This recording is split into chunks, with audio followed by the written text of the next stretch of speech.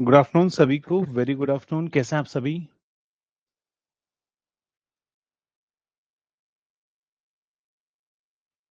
जल्दी से बताएंगे। ऑडिबल, विजिबल, परफेक्ट है सभी को? आवाज आ रही है? आवाज आ रही है सभी को?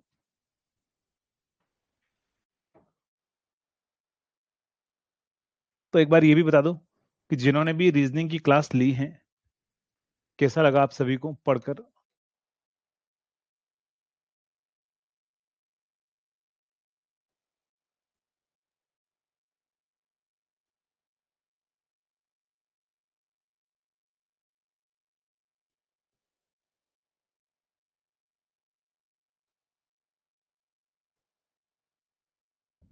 अच्छा लगा, मजा आ गया।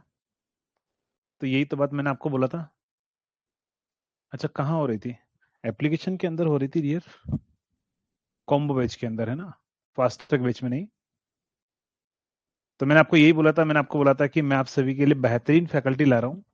और बेहतरीन मतलब पहले से बेहतर ही आपको मिलेगा, उसमें कोई दिक्कत की बात नहीं है ना।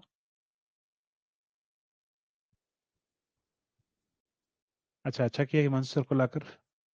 नहीं, मुझे क्या थोड़ी सी कंप्लेंट्स ज्यादा आ रही थी ना, तो मैंने आपको बोला था ना, ये इंस्टीट्यूट आपके लिए है और आपके लिए बनाया है, और आपको जहां पर रिक्वायरमेंट पड़ेगी तो मैं वहां पर स्टेप लेना पसंद करूंगा, थोड़ा चेंज करना पसंद करूंगा। आपको बहुत मजा आएगा सर की क्लास के अंदर, कोई दिक्कत की बात ही नहीं है ना। बाकी कल नहीं, परसों से सर की वाईटी पर क्लास भी है, यूट्यूब पर प्रैक्टिस सेशन भी चलेगा, यहाँ पर आप कॉन्सेप्ट सीखोगे और यूट्यूब पर आप प्रैक्टिस सेशन भी जो है वो आप कर लीजिएगा ना। कन्हैया सर को हटाना हटाना नहीं होता है ना इसमें। अपने पास परमानेंट नहीं थे ना, वो अपने को आवरली बेसिस पर थे। आवर बेसिस पर वो काम कर रहे थे अपने पास में, हटाया नहीं है हमने किसी को। होता ना, अपन ने काम पे रखा हो लेकिन काम पसंद नहीं आ रहा है थोड़ा, तो चेंज करना बनता है ना। आपको सर की रीजनिंग तो ऑलरेडी पढ़े हुए हो आप, दो बार पढ़े हुए, आई थिंक तीसरी बार ये पढ़ा रहे थे। तो क्यों ना आपको थोड़ा सा जो है वो, सब आएंगे सब आएंगे, धीरे धीरे सब कुछ होगा मोनिका, सब मिलेगा।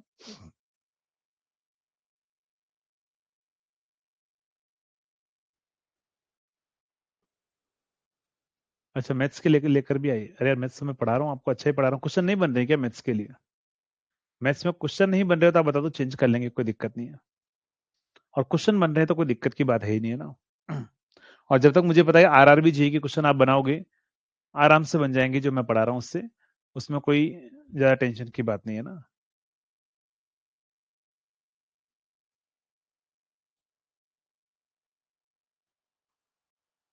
आरआर हिमांशु सर की क्लास कॉम्बो सभी बेच के अंदर अपलोड होगी, सारे बेचेस में अपलोड होगी कॉम्बो के अंदर, है ना। चलिए, तो बढ़ते अपन आगे नेक्स्ट पॉइंट पर। हमारा लास्ट क्लास में कहाँ तक कंप्लीट हो चुका था?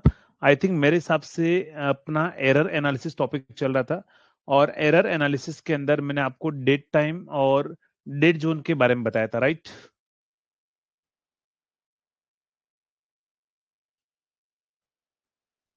चलिए जल्दी से बताऊं। डेट टाइम और डेट जोन के बारे में लास्ट में आपको बताया था, यही है।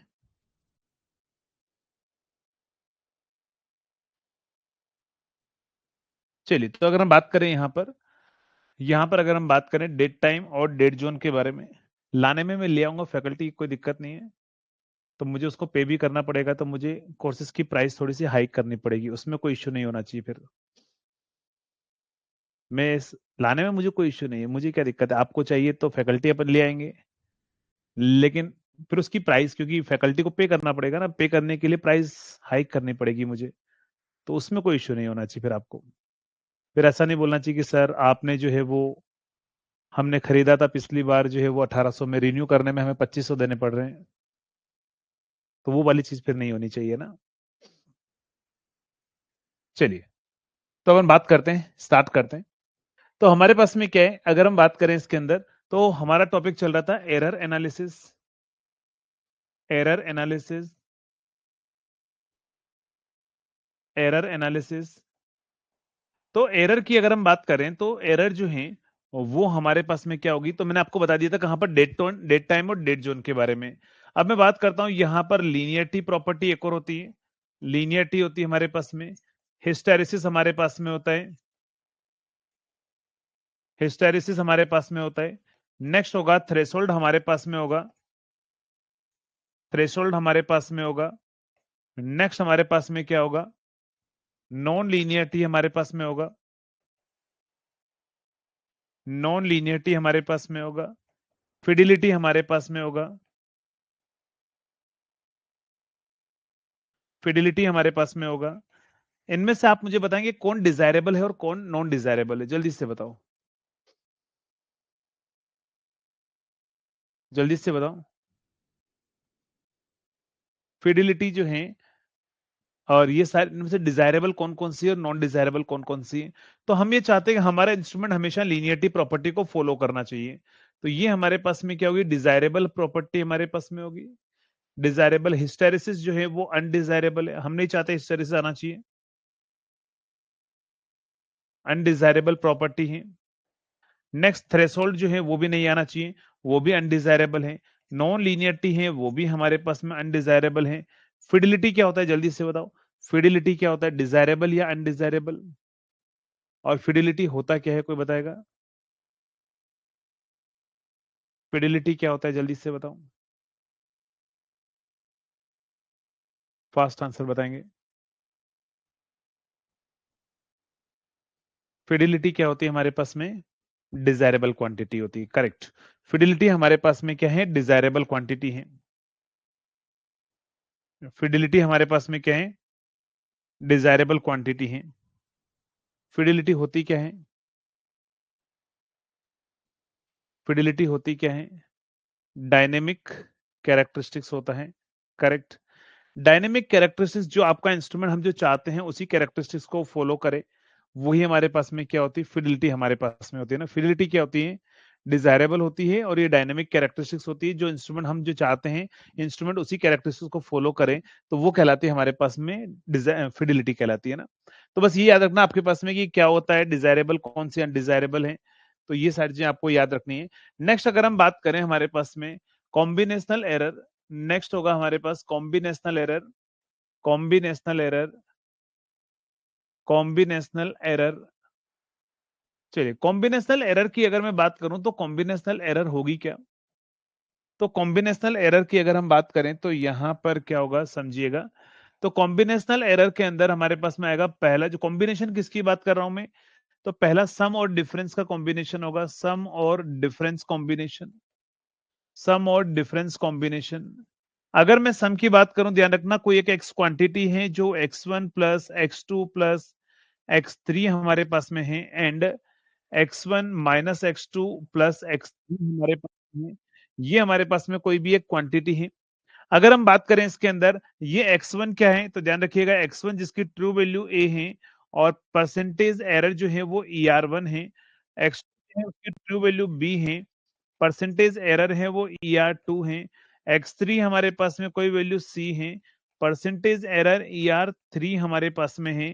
तो ये ध्यान रखना, ये ABC ये तीनों ट्रू वैल्यू है ना, ये ट्रू वैल्यू है, ये ट्रू वैल्यू है, और ये हमारे पास में होती है percentage error, percentage error, percentage error की अगर हम बात करें तो परसेंटेज एरर होगी। अगर आपसे बोल दिया जाए कि परसेंटेज एरर ये किसमें, थर्ड वाले में, ये सेकंड क्वांटिटी ये फर्स्ट क्वांटिटी, मुझे पूछेगा था एक्स में परसेंटेज एरर क्या होगी, तो परसेंटेज एरर इन एक्स, ठीक है। परसेंटेज एरर कितनी होगी ओवरऑल, तो आपको कुछ नहीं करना है, आपको यहां पर क्या करना है, ये जो वैल्यू है ना इन दोनों को आपस में मल्टीप्लाई कर देना है, या फिर ऐसा समझो इसकी ट्रू वैल्यू लेना है, नीचे तीनों की ट्रू वैल्यू का डिवाइड कर देना है, तो ए अपॉन ए प्लस बी प्लस सी कर देना है, ए प्लस बी प्लस सी कर देना है। जिसकी ट्रू वैल्यू लोगे तो इसी को साथ में लास्ट में जाकर इससे मल्टीप्लाई कर देना, मतलब इसको परसेंटेज ऑफ ER1 से मल्टीप्लाई कर देना। फिर क्या करोगे, फिर यहाँ की ट्रू वैल्यू लोगे, तीनों की ट्रू वैल्यू का आप डिवाइड कर देना, तो यहां पर ट्रू वैल्यू लोगे बी और डिवाइड में कर देना ए प्लस बी प्लस सी, और परसेंटेज ऑफ क्या हो जाएगा हमारे पास में ER2 हो जाएगा, प्लस सी अपॉन क्या होगा हमारे पास में ए प्लस बी प्लस सी, और परसेंटेज ऑफ क्या हो जाएगा ER3 हमारे पास में हो जाएगा ना। तो ये वैल्यू हमारे पास में क्या होगी, ओवरऑल परसेंटेज एरर डायरेक्टली हमारे पास में आ जाएगा, आंसर किसमें, तो आंसर आ जाएगा प्लस माइनस के अंदर, किसमें ध्यान रखिएगा, प्लस माइनस के अंदर ये हमारे पास में एरर आ जाएगी।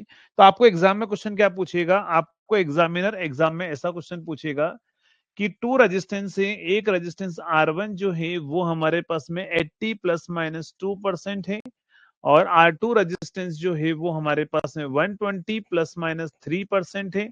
आपसे पूछेगा दोनों रेजिस्टेंस कहां पर है, सीरीज में है। दोनों रेजिस्टेंस कहां पर है, सीरीज में है। आपसे पूछेगा बताओ इक्विवेलेंट रेजिस्टेंस के अंदर परसेंटेज एरर कितनी होगी। R1 और R2 को देकर आपसे पूछ लिया जाएगा।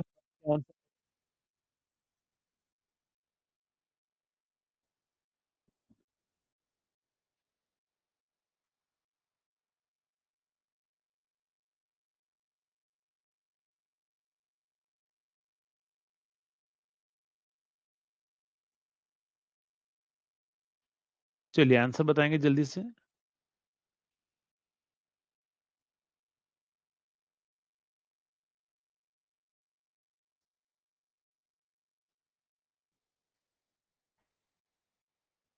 क्या आंसर आएगा?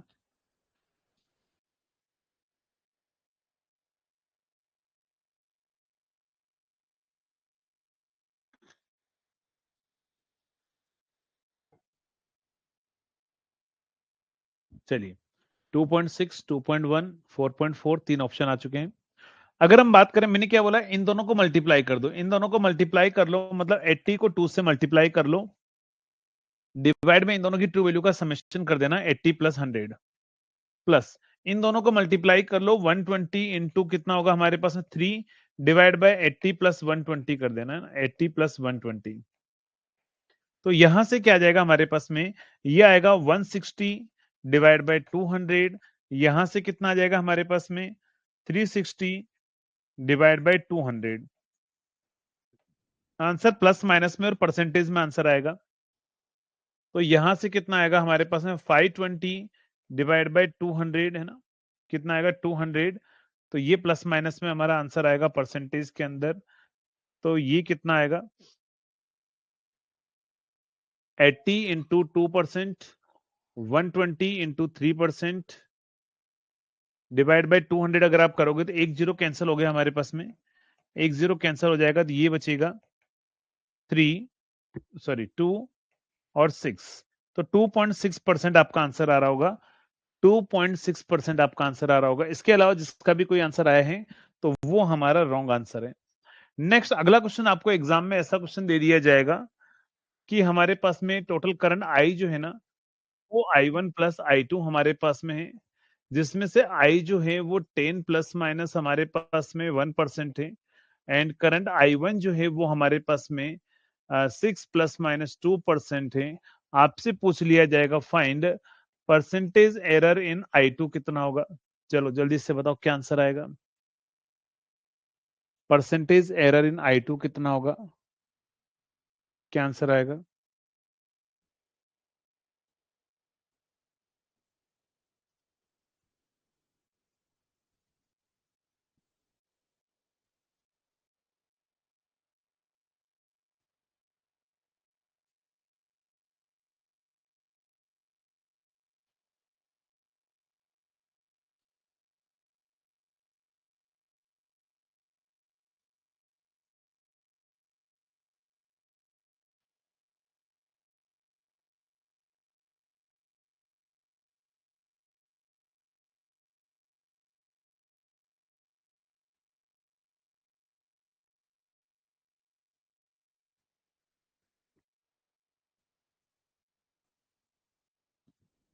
क्या आंसर आ रहा है? तो ध्यान रखिएगा, सम और डिफरेंस का भी कॉम्बिनेशन हो तो भी सेम फॉर्मूला है। गलती से ये मत कर देना कि सर यहाँ डिफरेंस का कॉम्बिनेशन होगा तो सर यहाँ माइनस होगा तो यहाँ बीच में माइनस आएगा, क्या नहीं, आपको प्लस ही करना है, दोनों में ही आपको प्लस करना है। तो यहां से अगर आपको I2 निकालना है ना, I2 is equal to I minus I1 निकालना है, तो बस आपको कुछ नहीं करना है, परसेंटेज एरर इन I2 कितना होगा, तो आप I की ट्रू वैल्यू लोगे, डिवाइड बाय दोनों की ट्रू वैल्यू का समेशन हो जाएगा 10 प्लस 6, मल्टीप्लाइड विद 1% यहां से कर देंगे, फिर 6 अपॉन क्या होगा 10 प्लस 6 मल्टीप्लाइड विद 2% यहां से कर लेंगे, तो यहां से आ जाएगा 10/16, और ये होगा 12/16, तो ये कितना आएगा 22/16। तो ये वैल्यू कितनी आ जाएगी हमारे पास में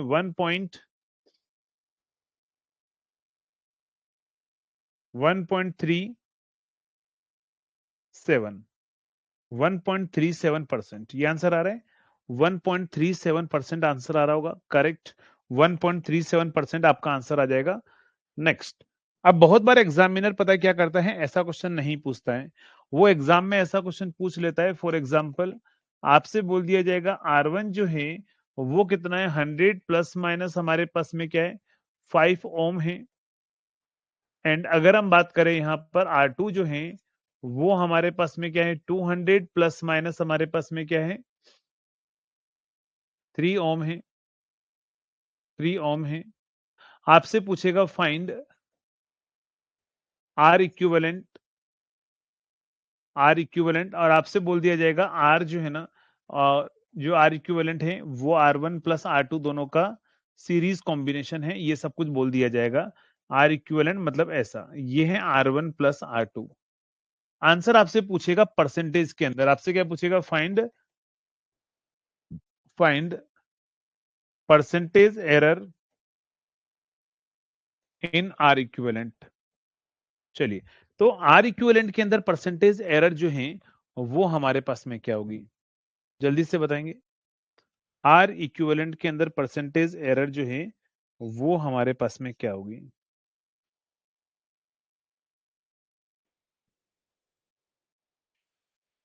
पैरेलल का भी करेंगे, ना, पैरेलल का भी करेंगे।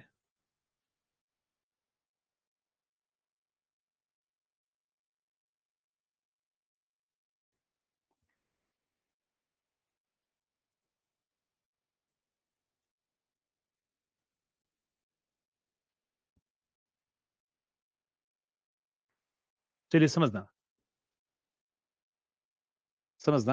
दो तरीके से क्वेश्चन बनेगा ना। एक तो ऑप्शन आपको इसी फॉर्मेट में दे दे, अगर इसी फॉर्मेट में अगर आपको आंसर दे दे तो कैसे करोगे, ध्यान रखना। मतलब इसी फॉर्मेट में ना, इसी फॉर्मेट में अगर आपको आंसर दे दे तो आपको ये तो पता ही है ना कि आर इक्विवेलेंट क्या है, R1 प्लस R2 है। कुछ नहीं करना है, सिंपली ऐड कर लो। 200 और 100 कितना हो जाएगा, 300, और प्लस माइनस ये प्लस माइनस 5 और ये प्लस माइनस 3, तो ये कितना हो जाएगा, प्लस माइनस 8।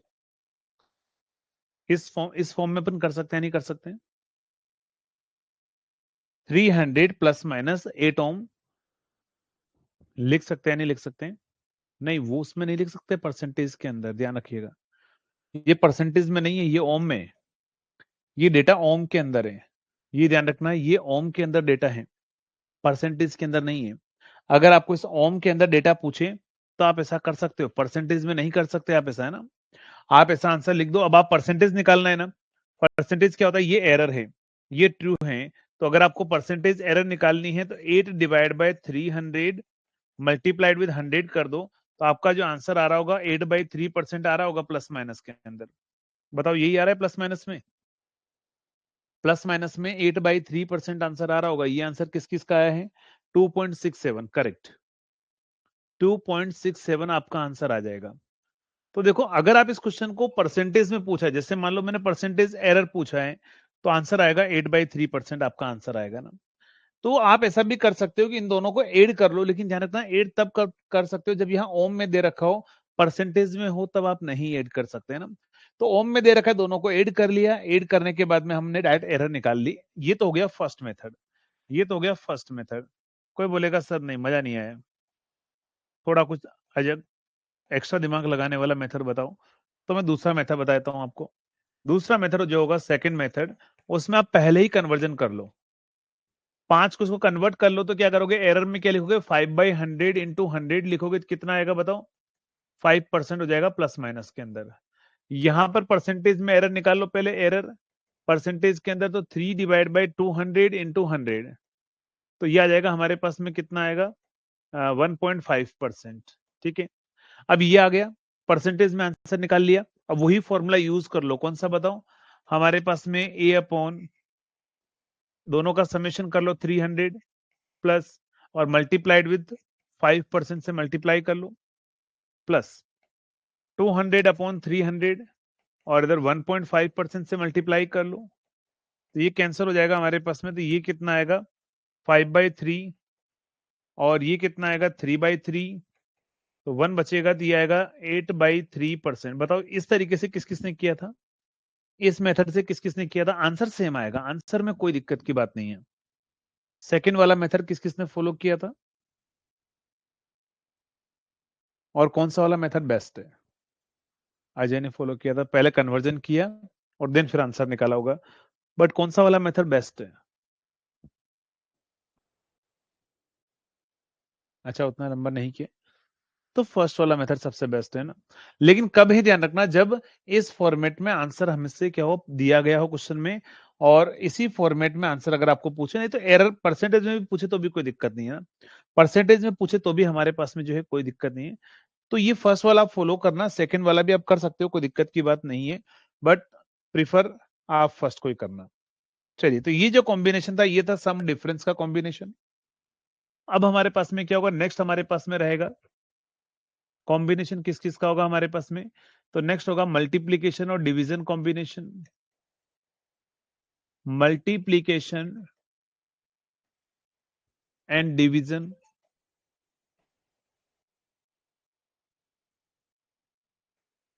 जैसे मान लो कोई एक्स क्वांटिटी है, वो x1 plus x2 plus x3 है हमारे पास में, या फिर हमारे पास में ऐसा भी चलेगा, कोई दिक्कत नहीं है, x1 into x2 divide by x3 है, मतलब सम मल्टीप्लीकेशन है ना, सम नहीं है, x1 into x2 into x3 है। तो ये मल्टीप्लीकेशन और डिवीजन का कॉम्बिनेशन हो, कोई दिक्कत नहीं चलेगा।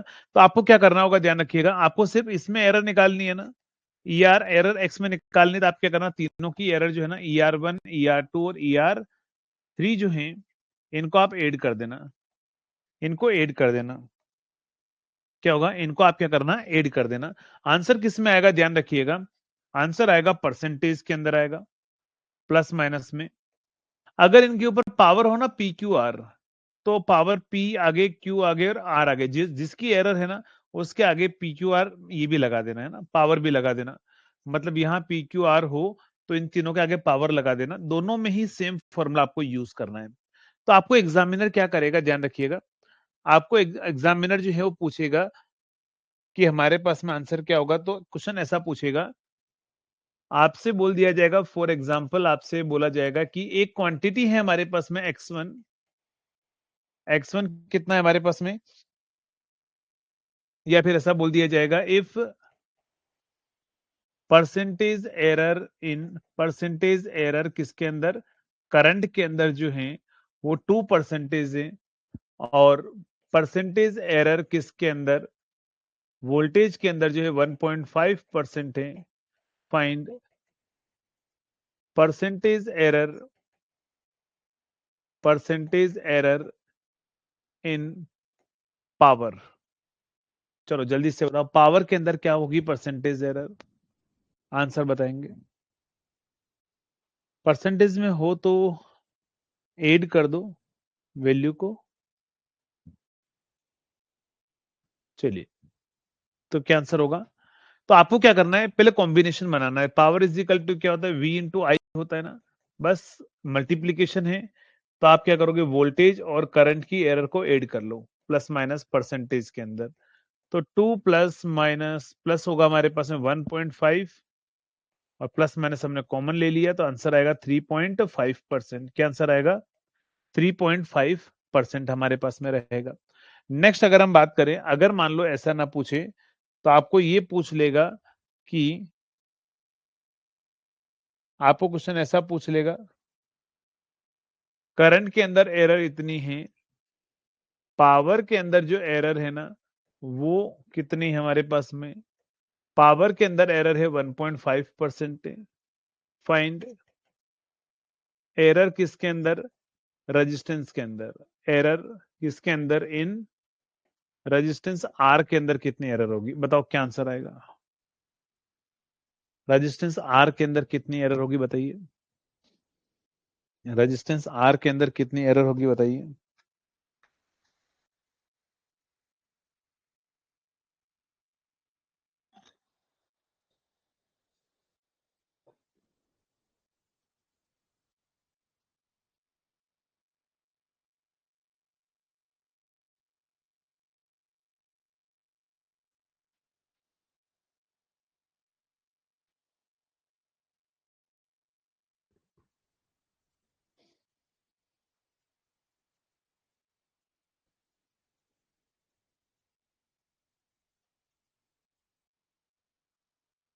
रीजनिंग की क्लास 12 से 2, ठीक है, मतलब 5-10 मिनट पहले छोड़ देंगे इस क्लास के वो, क्योंकि आपका एग्जाम भी आ रहा है तो थोड़ा 2 घंटे नॉर्मली आपको क्लास लेनी पड़ेगी।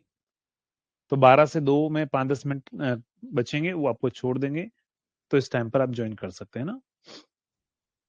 चलिए कितना आंसर आ रहा है? 5.5%। आपसे बोला है कि परसेंटेज एरर इन करंट, किस में ध्यान रखना? परसेंटेज एरर करंट के अंदर जो है वो आपको दे रखा है, और आपको किस में पूछा हुआ है? रेजिस्टेंस में पूछा हुआ है। तो रेजिस्टेंस में एरर कितनी होगी आपको पता है, रिलेशन क्या बनेगा? P is equal to I square R होगा। तो रेजिस्टेंस में एरर निकालनी है तो क्या होगा? Power divide by I square करना होगा। पावर के अंदर एरर जो है उसको, उसमें इसकी पावर कितनी है? 2। करंट के अंदर एरर को 2 से मल्टीप्लाई करके ऐड कर लो। पावर में है 1.5% और उसमें कितना है? 2 to 4, तो 5.5% आपका आंसर आ रहा होगा प्लस माइनस में।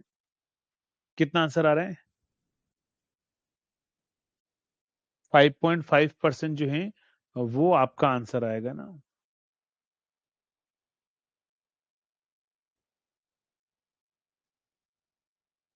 चलिए,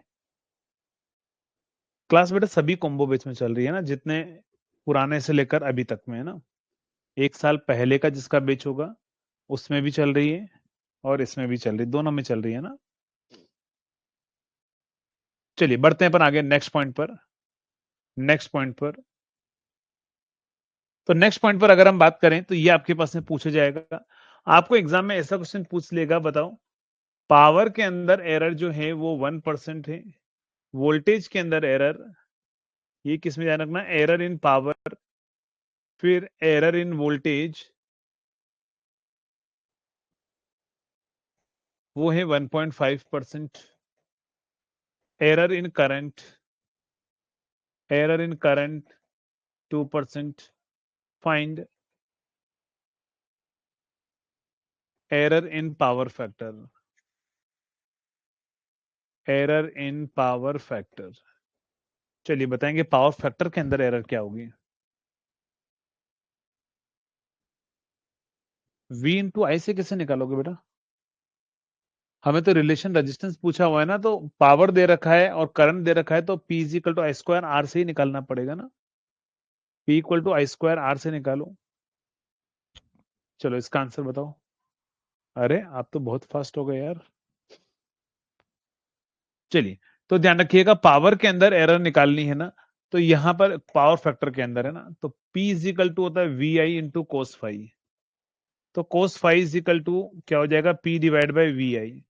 तो देख सकते हो डिवीजन का कॉम्बिनेशन है, तो सभी को ऐड कर लो, बस पावर की एरर, वोल्टेज की एरर और करंट की एरर को ऐड कर लो। तो यहां से 1% प्लस 1.5 प्लस 2, तो यहां से कितना आ जाएगा हमारे पास में? 4.5%। क्या आंसर आएगा? 4.5% हमारे पास में रहेगा। तो 4.5% आपका आंसर एकदम सही है। अब आपको एग्जाम में ऐसा क्वेश्चन बोल दिया जाएगा, फॉर एग्जाम्पल आपको बोलेगा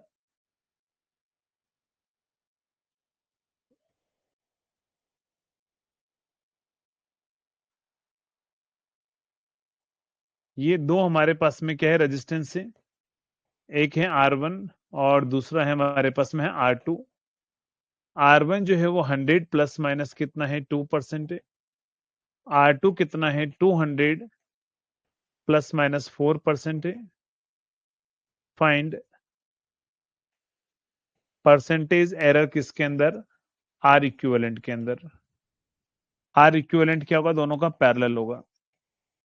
आर इक्विवेलेंट के अंदर परसेंटेज एरर जो है वो क्या होगी?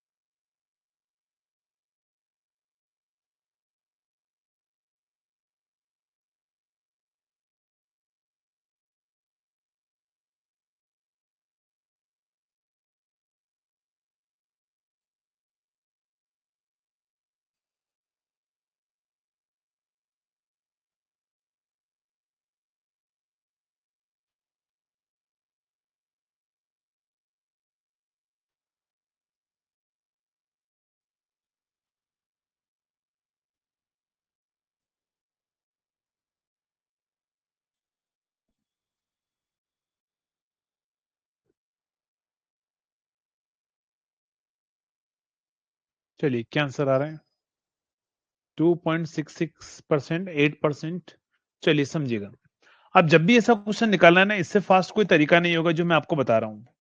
आर इक्विवेलेंट हमारे पास में है, और वो क्या होता है आपको सभी को पता है, R1 into R2 upon R1 plus R2।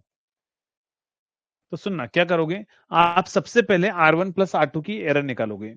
सबसे पहले आप एरर किसके अंदर, एरर जो है वो R1 प्लस R2 के अंदर निकालोगे ना। तो एरर कितनी आएगी हमारे पास, R1 की वैल्यू ट्रू है 100 है, डिवाइड बाय 300 का डिवाइड कर लो, कैसे बताओ, 100 प्लस 200 300 हो गया। एक स्टेप लिखना है तो लिख दो 100 प्लस 200, और उसकी ट्रू वैल्यू 2 से मल्टीप्लाई करो। इधर यहाँ पर 200 है, तो क्या होगा 100 प्लस 200 मल्टीप्लाइड विद 4, तो ये होगा 200, ये होगा 800, कितना हो जाएगा 1000। तो 1000 डिवाइड बाय कितना होगा 300, तो ये वैल्यू आएगी 10/3%। क्या आंसर क्या वैल्यू होगी, 10/3%। 10/3% जो है वो हमारे पास में रहेगा। अगर 10/3% हमारे पास में ये वैल्यू आ रही है, तो आगे समझिएगा, ये तो निकालना, इतना काम करना है। अब आपको क्या करना है, परसेंटेज एरर आर इक्विवेलेंट में निकालनी है ना, तो आपको इन दोनों की एरर को ऐड करना है, इन दोनों को ऐड कर लेना है। 6 और 2 + 4 को तो क्या करना है, ऐड कर देना है, और ये 10/3 को माइनस कर देना है, 10/3 को माइनस कर देना है। तो ये आ जाएगा 8/3%, हमारा आंसर आएगा प्लस माइनस में। क्या आएगा, 8/3% आपका आंसर आ जाएगा। इस तरीके से आप आंसर निकाल सकते हो। जल्दी से बताओ, कर लोगे ऐसा क्वेश्चन? जल्दी से एक बार रिप्लाई करेंगे, कर लेंगे आप इस तरह का क्वेश्चन? तो 8/3% जो है वो हमारा आंसर रहेगा इस तरह के एग्जाम्पल के अंदर। फिर से मैं आपको एक एग्जाम्पल और देता हूं मैं आपको। अगर मान लो यही क्वेश्चन होता, अगर यही क्वेश्चन होता और यहाँ ओम के अंदर एरर होती, तो बताओ क्या आंसर आता? चलो जल्दी से बताओ, अगर यही डेटा ओम के अंदर होता तो क्या आंसर होता? सॉल्व करो।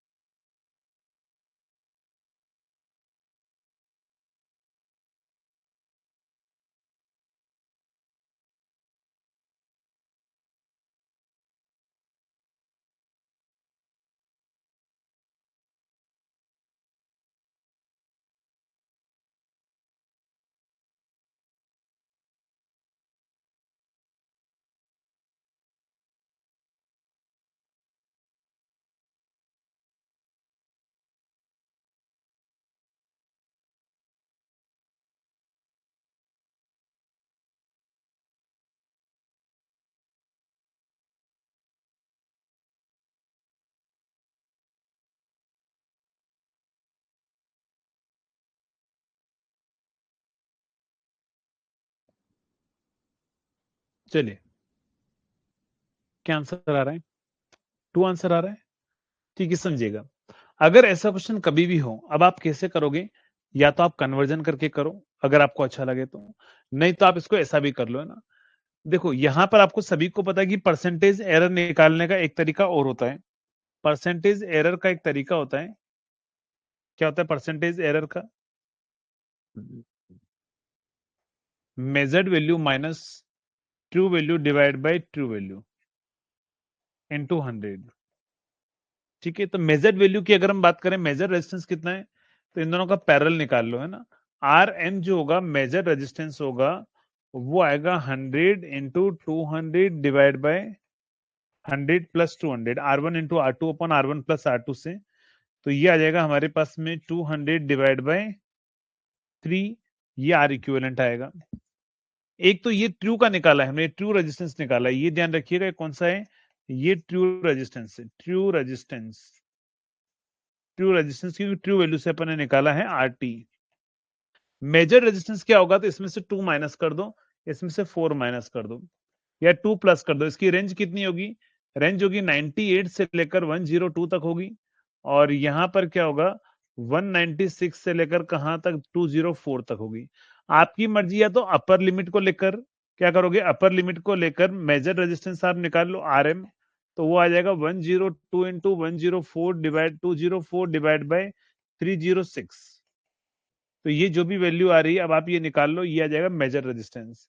परसेंटेज एरर आप निकाल लो यहीं से डायरेक्टली, और बताओ मुझे आंसर कितना आ रहा है, measured minus true divide by true into 100।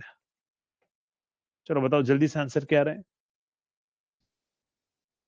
क्या आंसर आ रहा है, measured minus true divide by true into 100 करके जल्दी से आंसर बताएंगे।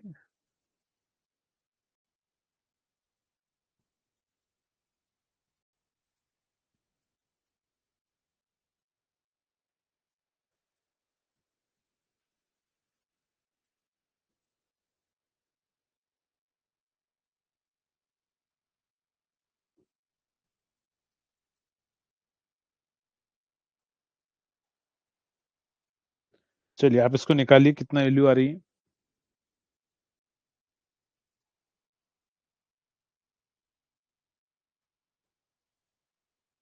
तो ये तो आ रही है 68।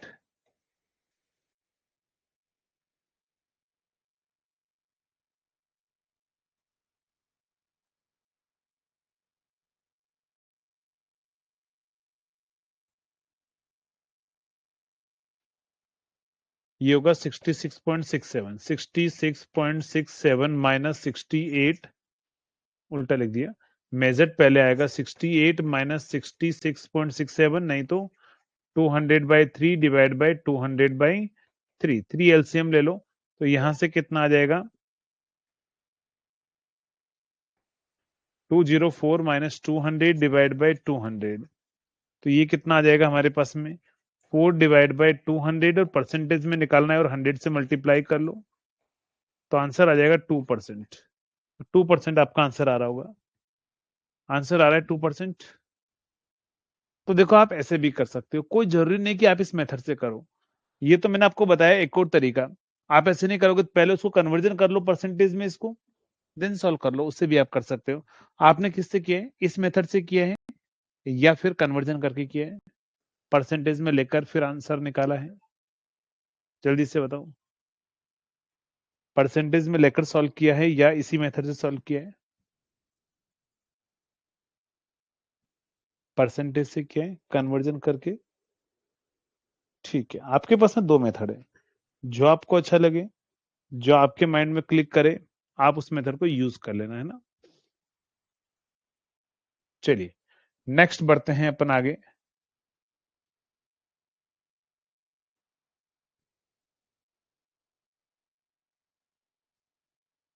चलिए, तो नेक्स्ट अगर हम बात करें इसके अंदर, अगले पॉइंट पर बढ़ते हैं। और अगला इंपॉर्टेंट पॉइंट क्या होगा जो हमें एग्जामिनर एग्जाम के अंदर पूछेगा, क्या पूछेगा, तो नेक्स्ट समझिएगा, नेक्स्ट समझना। कॉम्बिनेशनल एरर, ठीक है, ये सारा हो चुका है। अब हमारे पास में क्या आएगा, standard deviation error, standard deviation error,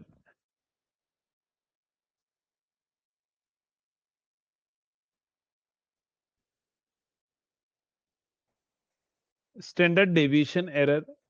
चलिए स्टैंडर्ड डेविएशन एरर की अगर हम बात करें सिग्मा, तो स्टैंडर्ड डेविएशन एरर जो है कैसे निकालते हैं, अगर मान लो कोई भी y is a function of, इसी को आप ध्यान रखना अनसर्टेनिटी एरर भी बोलते हैं,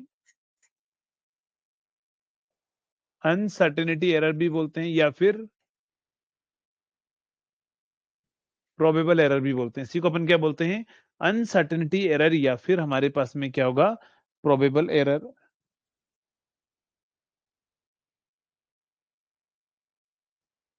देख थोड़ा सा कैलकुलेशन तो करना पड़ेगा यार, क्या कर सकते हैं।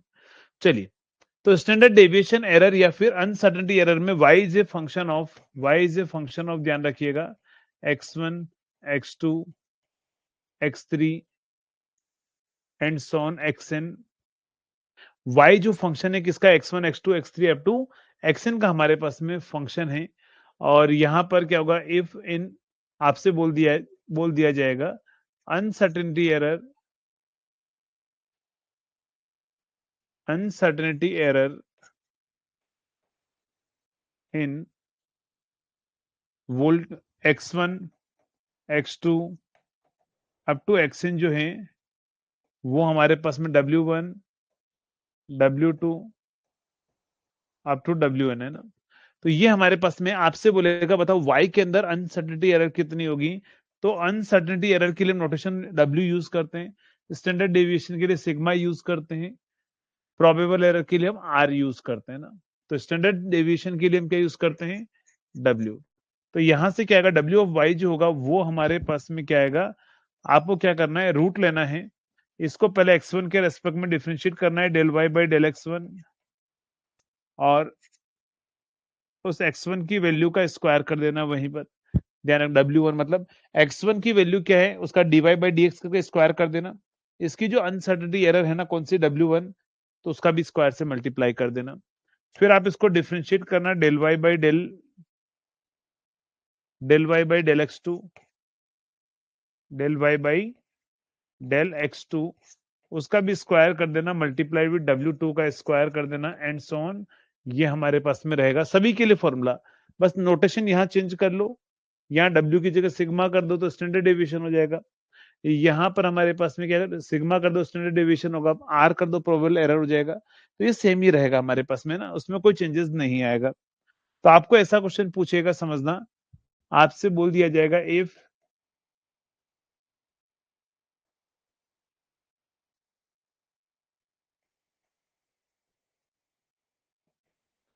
voltmeter and ammeter,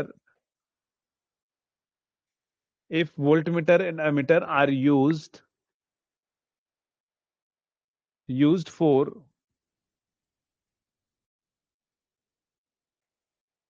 power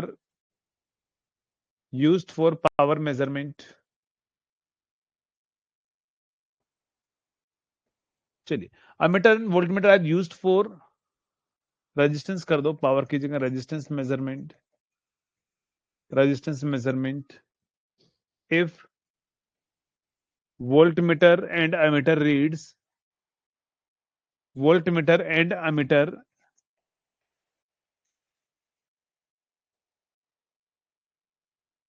voltmeter and ammeter reads, कितना रीड करने ध्यान रखिएगा, वोल्टमीटर और अमीटर जो हैं, वोल्टमीटर एंड अमीटर जो है वो कितना रीड कर रहा है, 100 volt and 20 ampere. Next, the the uncertainty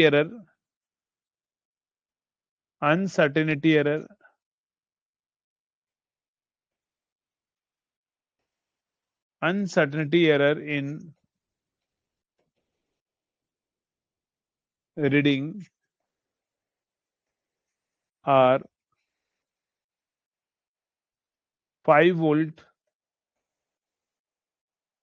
5 volt percentage में नहीं वोल्ट में ना, and 2 ampere. Find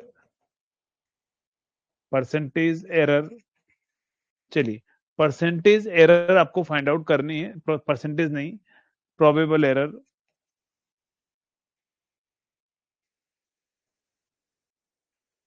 probable error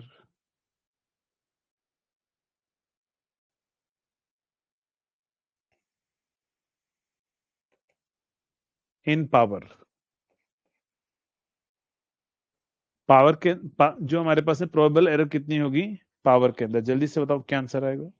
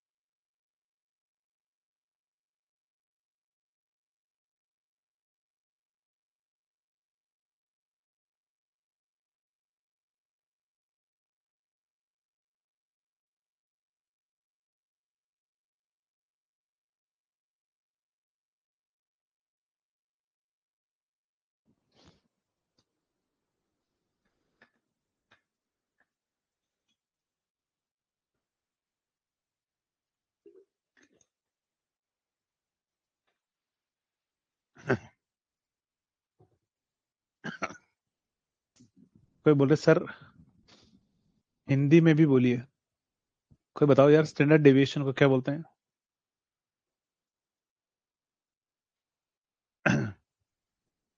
भैया टेक्निकल को हिंदी में पढ़ोगे पगला जाओगे, से बता रहा हूँ मैं। टेक्निकल लैंग्वेज को इंग्लिश में ही पढ़ो। आप खुद नहीं समझ पाओगे, वहां पर एग्जाम हॉल के अंदर जो क्वेश्चन आएगा ना, वो ऐसी ऐसी हिंदी यूज करेगा कि आप उसको समझ ही नहीं पाओगे। टेक्निकल लैंग्वेज हिंदी में पढ़ना बहुत ज्यादा डिफिकल्ट होगा।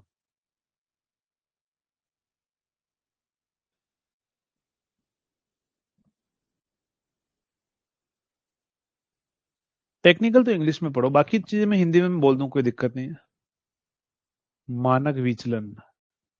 देखो ये मानक विचलन याद करने में हमें 10 दिन लग जाएंगे। 20 दिन बाद हमारा मतलब 50 दिन बाद पेपर है। 10 दिन में तो हम इसका मानक विचलन याद करेंगे। फिर डाइलेक्ट्रिक को अपन क्या बोलते हैं? पराविद्युत। स्ट्रेंथ को अपन बोलते हैं सामर्थ्य। पराविद्युत सामर्थ्य।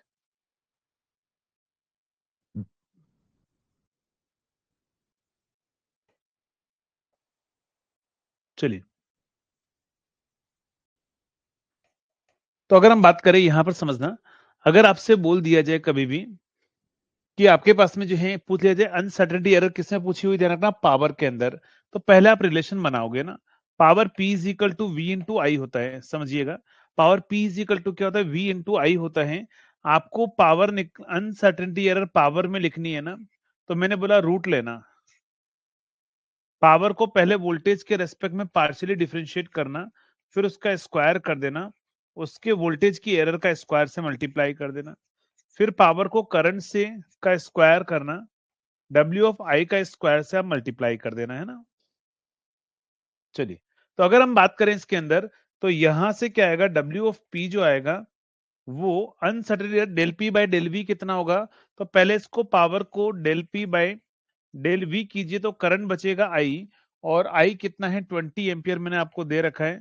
Del P by del V जो है वो क्या होगा हमारे पास में? डेल आई जो होगा वो वी होगा, और वो मैंने आपको दे रखा है 100 है हमारे पास में। तो del P by del V जो है वो 20 है, तो ध्यान रखिएगा 20 का स्क्वायर इंटू वोल्टेज के अंदर अनसर्टेनिटी एरर कितनी है? 5 है, उसका स्क्वायर कर लीजिए। नेक्स्ट 100 का स्क्वायर इंटू 2 का स्क्वायर कर लीजिए, तो ये आ जाएगा हमारे पास ये। और एक और चीज ध्यान रखना, ये अनसर्टेनिटी एरर हमेशा एब्सोल्यूट वैल्यू में होती है, परसेंटेज में नहीं होती है। ये अनसर्टेनिटी एरर हमेशा एब्सोल्यूट में होती है, परसेंटेज में नहीं होती है। तो यहां पर क्या आ जाएगा हमारे पास में? 25 इंटू 4 कितना हो जाएगा? 100 के पीछे कितना हो जाएगा हमारे पास में? 2 जीरो और लग जाएगा। यहां से कितना आएगा? 4 के पीछे कितने? 4 जीरो लग जाएगा। तो ये आ जाएगा 50,000। 50,000, तो 10√5, 100√5, सॉरी, 100√5। ये आंसर आ रहा होगा। कितना आंसर आ रहा है? अच्छा, रेजिस्टेंस में पूछा है क्या? नहीं, प्रोबेबल एरर इन पावर में पूछा है ना। यहाँ पर पावर में पूछा है मैंने। इसको पावर कर लो, है ना। यहाँ पावर कर दो। पावर में पूछा है मैंने, प्रोबेबल एरर इन पावर पूछा हुआ है।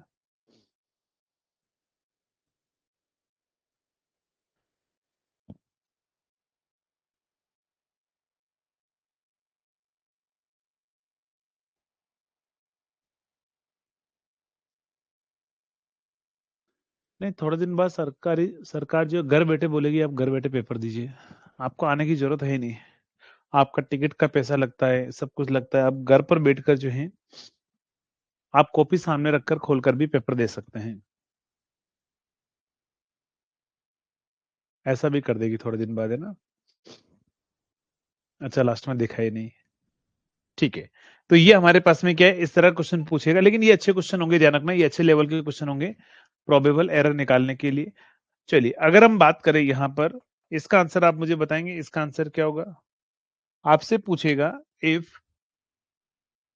आपसे बोल दिया जाएगा इफ टू रेजिस्टेंस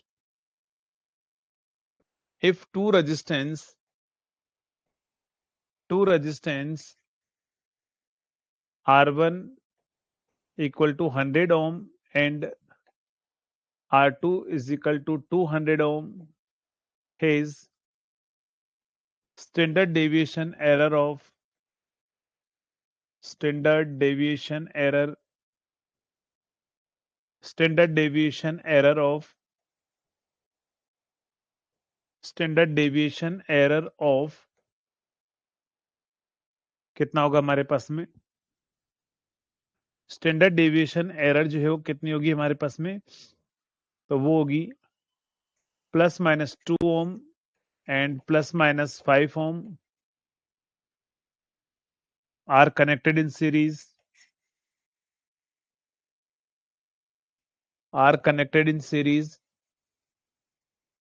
find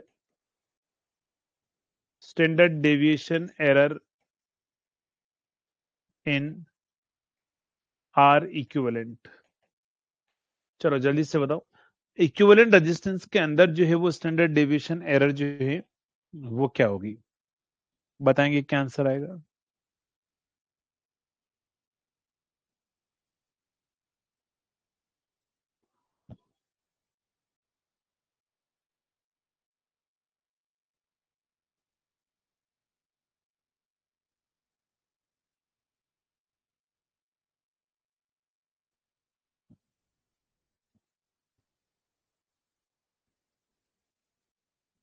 आप लोगों की काफी अच्छी तैयारी है बस इसको आने वाले 1 महीने के लिए मेंटेन कीजिएगा आप आराम से अच्छे से पेपर आप निकालेंगे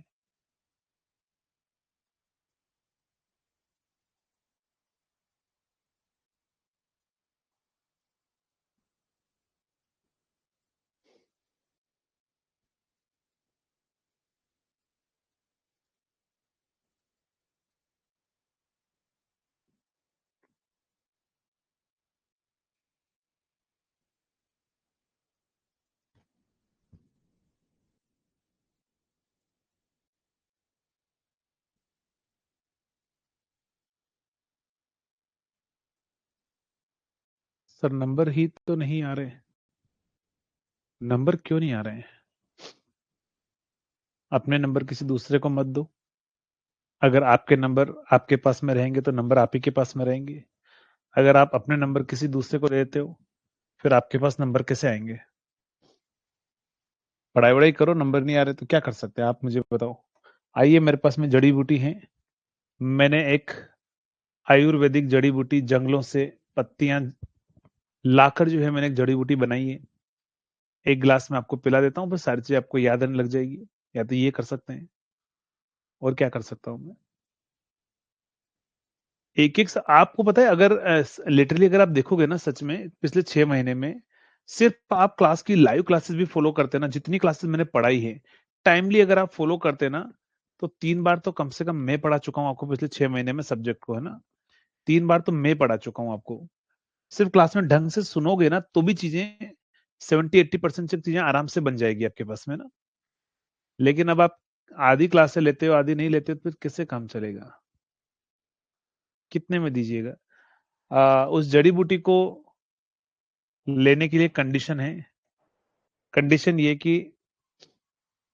आपको मुझसे मिलना पड़ेगा पहली चीज और मैं उसी से मिलता हूं जिसका सिलेक्शन हो चुका होता है तो पहले आप सिलेक्शन लीजिए फिर मेरे पास में आइए फिर मैं आपको जड़ी बूटी दूंगा तो आप उसको पी लीजिएगा ना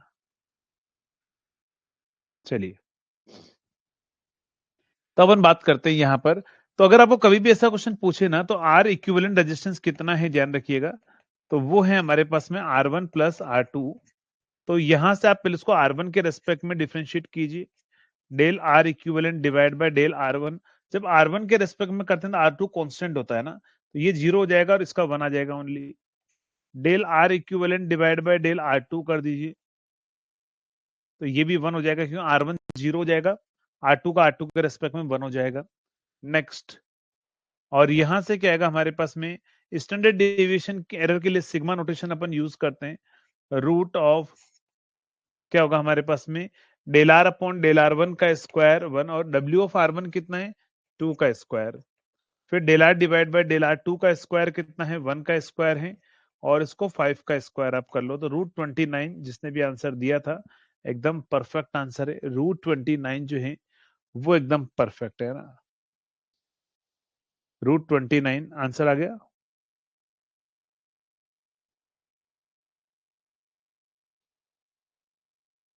चलिए, तो रूट 29 जो है वो आप सभी का आंसर जो है वो आपके पास में रहेगा ना। चलिए, अगर हम बात करें नेक्स्ट नेक्स्ट नेक्स्ट, एक फॉर्मूला याद रखना, प्रोबेबल एरर जो होती है ना, प्रोबेबल एरर जो होती है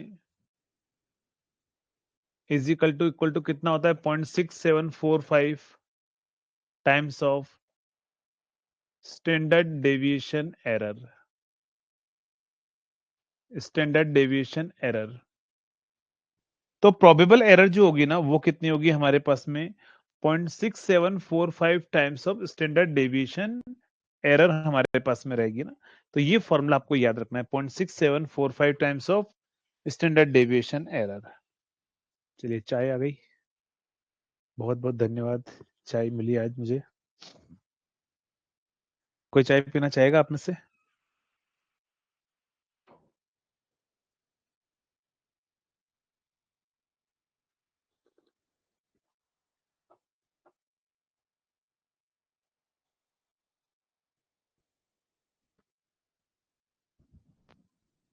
पीनी है? ठीक है, मैं भेज देता हूँ आपके लिए ना।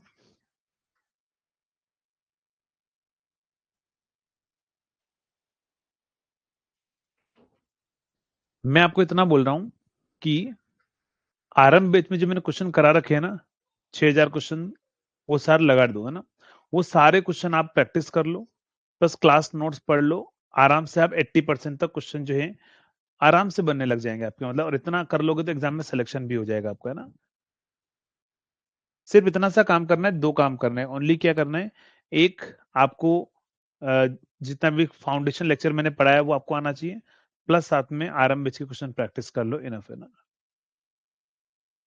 स्पीड का इन इश्यू है, जिंदगी में बहुत दिक्कत है ना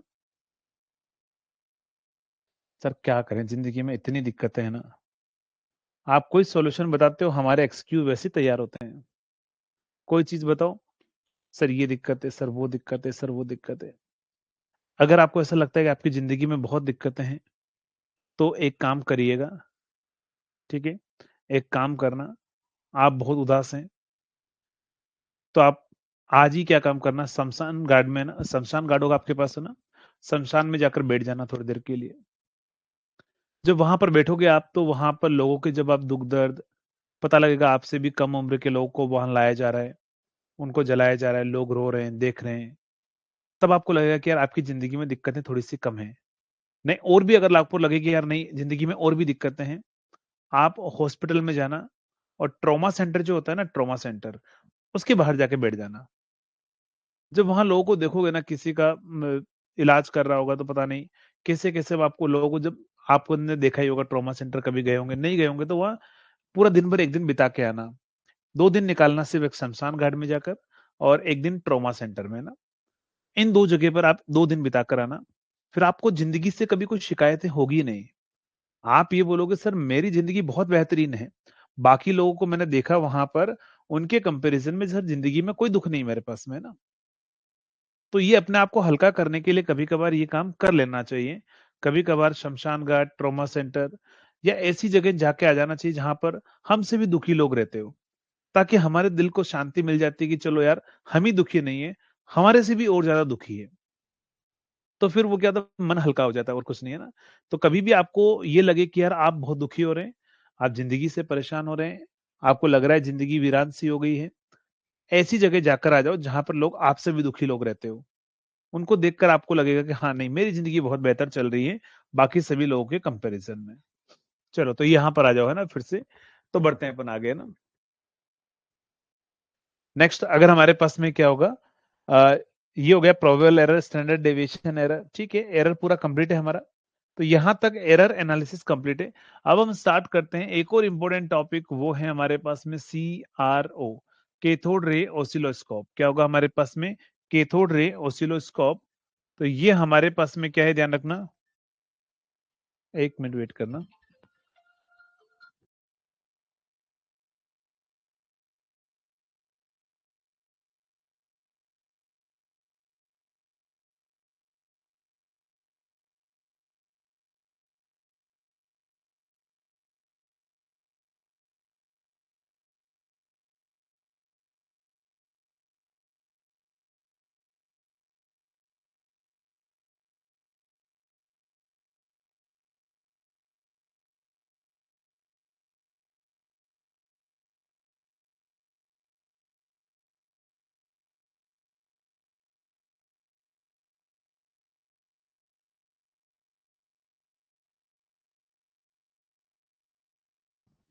चलिए, तो अगर हम बात करें यहां पर, तो हमारे पास में क्या होगा, सीआरओ। सीआरओ के अंदर ये वाला जो पार्ट है, ये वाला पार्ट है,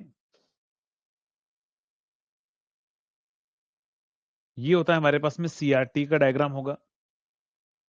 ये सीआरटी का डायग्राम होगा। ये हमारी स्क्रीन है, ये स्क्रीन है। यहां पर कंट्रोल ग्रिड होता है, और ये होता है pre and post accelerating anode होता है। Control grid, pre, फॉक्सिंग anode and post accelerating anode होता है। यहाँ horizontal and vertical deflecting plate हमारे पास में होती है। इधर हमारे पास में एक्वा डोग होता है, हमारे पास में एक्वा डोग हमारे पास में होता है। यहां पर हीटिंग एलिमेंट हमारे पास में होता है, जो क्या काम करेगा, जो हीटअप करने का काम करेगा। चलिए, तो यहां पर क्या होगा, ये होगा हमारे पास में हीटिंग एलिमेंट। क्या होगा, हीटिंग एलिमेंट। ठीक है, हीटिंग एलिमेंट क्या काम करता है, ध्यान रखना, हीटिंग एलिमेंट हीटअप करने का काम करेगा, है ना। हीटिंग एलिमेंट क्या करता है, हीटअप करने का काम करता है। ये हमारे पास में क्या है, ये है कैथोड है। ये क्या है, ध्यान रखिएगा, ये कैथोड है। कैथोड से क्या होता है, जब हम क्या करते हैं, हीटिंग एलिमेंट से कैथोड को हीटअप करते हैं, तो यहां से इलेक्ट्रॉन का इमिशन होता है। और ये इलेक्ट्रॉन का जो इमिशन होगा, ये इलेक्ट्रॉन क्या करेगा, इन डिफ्लेक्टिंग प्लेट पर जाएगा। अब यहां पर जो इलेक्ट्रॉन जो इमिट होंगे, अब आपको पता है इलेक्ट्रॉन जो इमिट होंगे उसकी इंटेंसिटी सेम नहीं होगी। कोई फास्ट इंटेंसिटी से जा रहा होगा, कोई स्लो इंटेंसिटी से जा रहा होगा, तो इसकी इंटेंसिटी डिफरेंट डिफरेंट होगी। तो जो भी फास्ट मूविंग इलेक्ट्रॉन से उसकी इंटेंसिटी को कंट्रोल करने के लिए हम यहां पर क्या लगाते हैं, कंट्रोल ग्रिड लगाते हैं। क्या करते हैं हम, कंट्रोल ग्रिड हम लगाते हैं। कंट्रोल ग्रिड क्या काम करता है, इंटेंसिटी को कंट्रोल करने का काम करता है। नेक्स्ट हमारे पास में कुछ इलेक्ट्रॉन यहां पर बहुत स्लो होते हैं, तो उनको एक्सेलरेट करने और कांस्टेंट इंटेंसिटी मेंटेन करने के लिए हम यहां पर क्या लगाते हैं, pre and post accelerating anode लगाते हैं। प्री एंड पोस्ट क्या लगाते हैं, एक्सेलरेटिंग एनोड लगाते हैं। Pre and post accelerating anode लगाते हैं, और इनके बीच में रखा जाता है फॉक्सिंग एनोड। किसके बारे क्या लिखा, क्या रखा जाता है, फॉक्सिंग anode. फॉक्सिंग anode, फॉक्सिंग anode, फॉक्सिंग anode, फॉक्सिंग anode. तो ये हमारे पास में क्या होती है, स्क्रीन होती है, जो हमें दिखाई देती है सीआरओ पर। आपने देखा होगा सीआरओ की स्क्रीन, तो इस तरीके से ब्लॉक्स आपको दिखाई देते हैं सीआरओ की स्क्रीन पर। और फिर उसके बाद में यहां पर आपने देखा होगा सीआरओ की स्क्रीन पर आपको एक आउटपुट वेवफॉर्म शो होती है। एक आउटपुट वेवफॉर्म जो है वो आपके पास में शो होती है। जैसे मानकर चलिए ये आउटपुट वेवफॉर्म शो हो रही है, तो ये जो आउटपुट वेवफॉर्म शो होती है ना, इसको बोला जाता है Lissajous figure. Lissajous figure, Lissajous figure. Next, ये हमारे पास में व्यूइंग साइड ऑफ सीआरओ है, ध्यान रखना। ये होगा viewing side of CRO, viewing side, viewing side of CRO. CRO की जो व्यूइंग साइड है, उसमें अगर हम बात करें, तो यहां पर क्या होगा, ध्यान रखिएगा, फॉस्फर की कोटिंग हम डिपॉजिट करते हैं। किसकी, ध्यान रखना, फॉस्फर की कोटिंग जो है वो हम डिपॉजिट करते हैं। ये हमारे पास में non viewing side of CRO है, non viewing side of CRO है। चलिए, तो non viewing side of CRO जो है, उस पर क्या करते हैं हम, एल्यूमिनियम की कोटिंग हम डिपॉजिट करते हैं। Aluminium deposit, aluminium coating, aluminium coating जो है वो हम डिपॉजिट करते हैं। क्या करते हैं हम, एल्यूमिनियम की कोटिंग जो है वो हम डिपॉजिट करते हैं।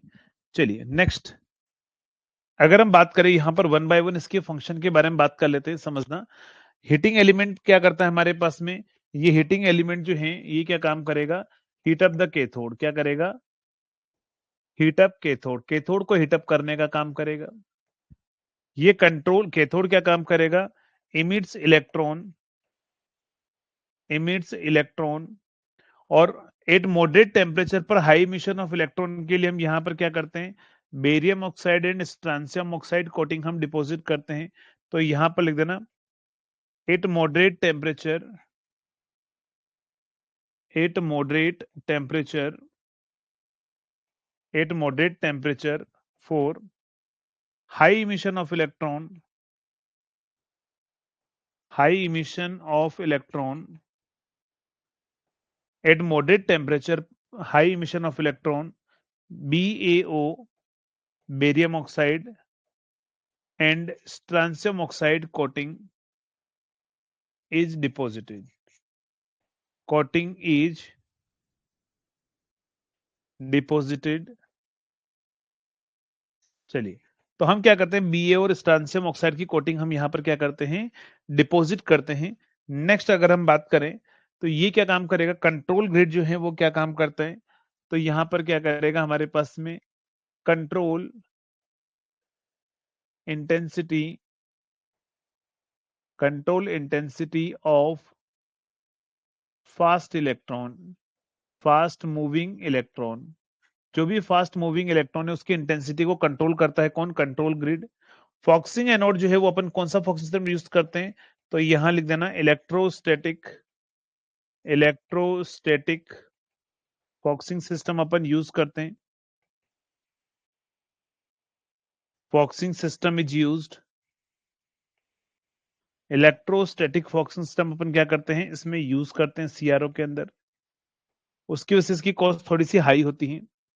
Pre and post accelerating anode क्या करेगा, ये पोस्ट क्या करेगा, स्क्रीन की ब्राइटनेस को भी इंक्रीज करता है ना।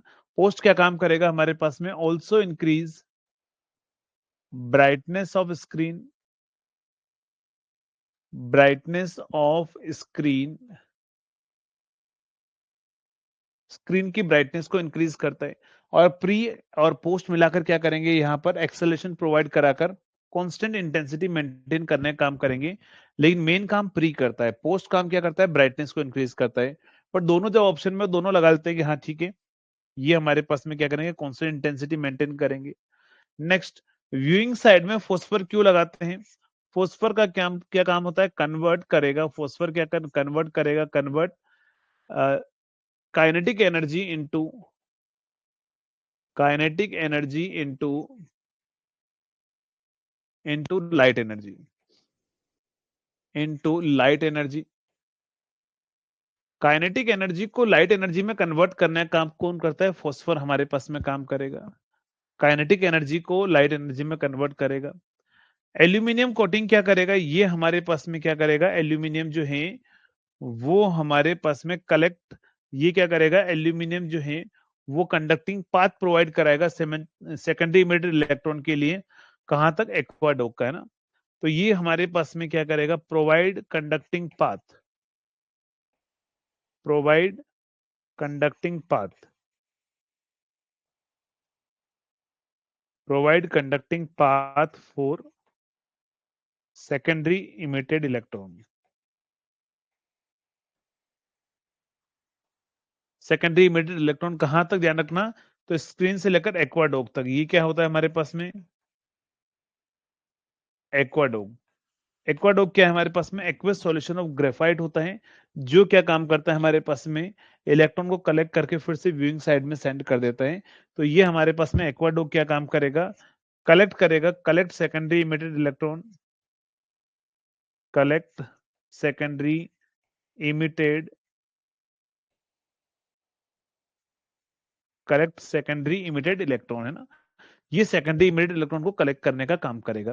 तो ये सारा थ्योरेटिकल पार्ट मैंने एक ही पेज में लिख दिया है। ये पेज अगर आपको पता है तो आप बहुत सारी चीजें जो है वो आप कर लेंगे ना।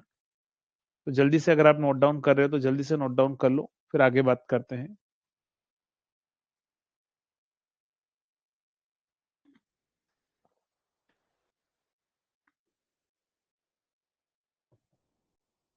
चलिए 1 मिनट लिखो, तब तक मैं चाय पी लेता हूँ, फिर आगे बात करते हैं।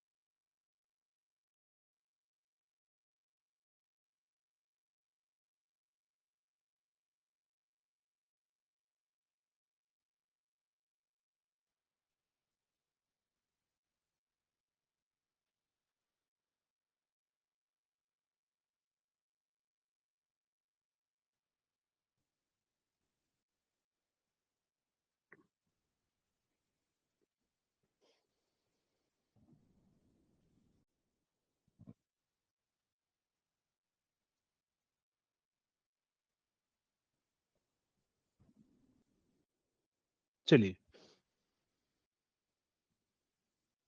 हाँ, एक्वाडोक क्या होता है? एक्वस सॉल्यूशन ऑफ ग्रेफाइट होता है ना, ग्रेफाइट। एक्वाडोक क्या होता है? Aqueous solution of graphite, graphite.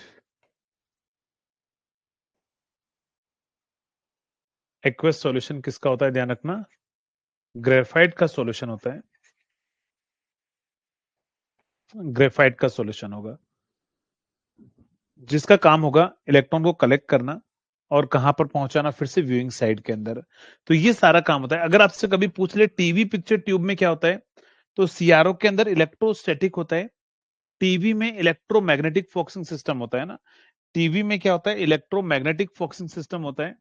तो यहां पर पॉइंट लिखना, in a TV picture tube, in a TV picture tube, TV picture tube, electromagnetic focusing system is used, electromagnetic focusing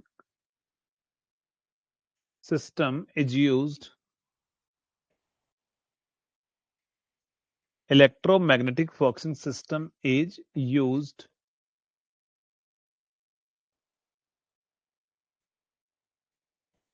चलिए, तो हम क्या करते हैं, इलेक्ट्रोमैग्नेटिक फोकसिंग सिस्टम हम यूज करते हैं।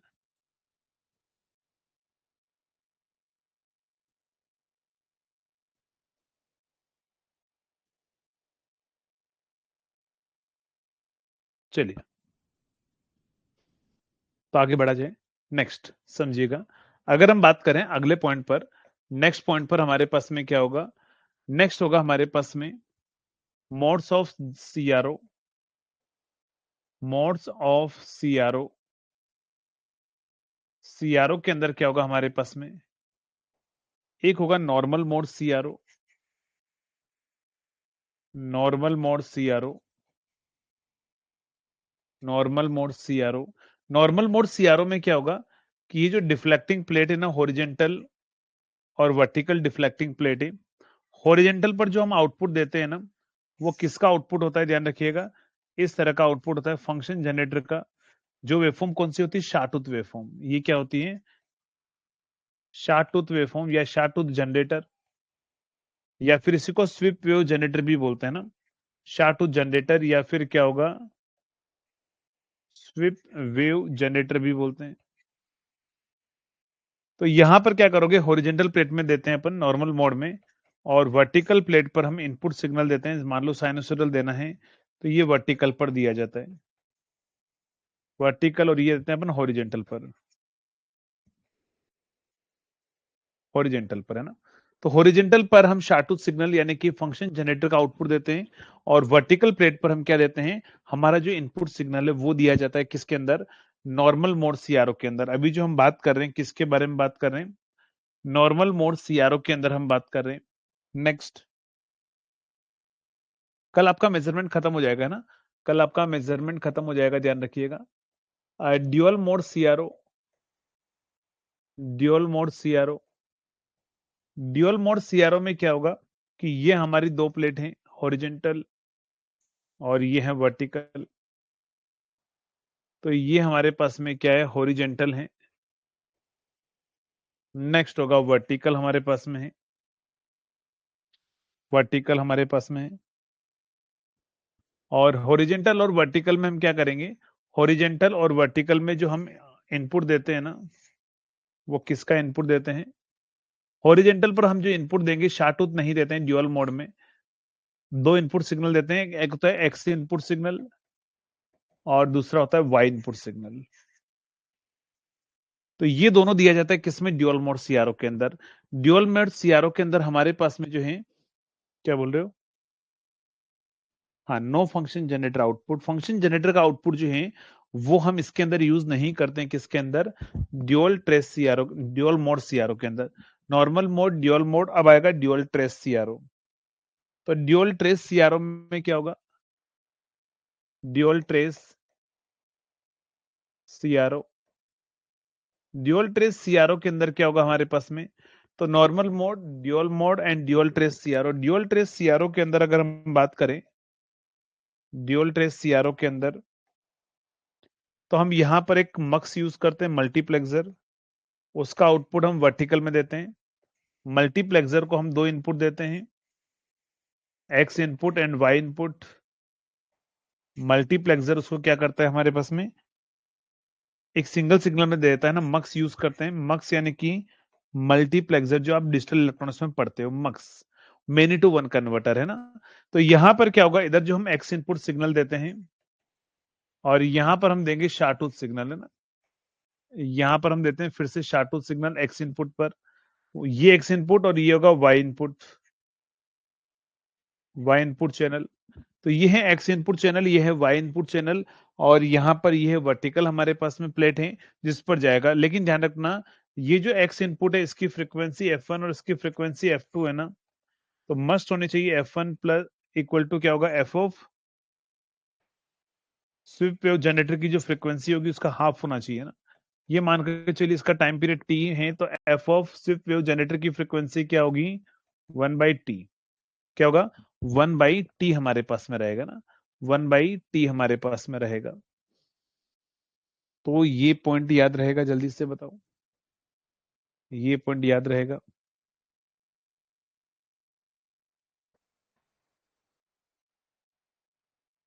ये पॉइंट याद रख लोगे कि कहां पर क्या क्या होता है, क्या क्या इनपुट देते हैं अपन। ये सारी चीजें जो हैं आपके लिए इंपॉर्टेंट हैं, ठीक है। सारी चीजें आपके लिए इंपॉर्टेंट है। चलिए, तो ये था normal mode, dual mode and dual trace CRO. Next, बाकी मैं बता चुका हूँ स्क्रीन किसकी बनी होती है, ध्यान रखिएगा। Screen of CRO optical fibre की बनी होती है। जो पार्ट हमें दिखाई देता है उसको व्यूइंग बोलते हैं, जो नहीं दिखाई देता है नॉन व्यूइंग बोलते हैं ना। ये किसकी बनी होती है, ऑप्टिकल फाइबर। किसकी बनी होती है, optical fibre, optical fibre.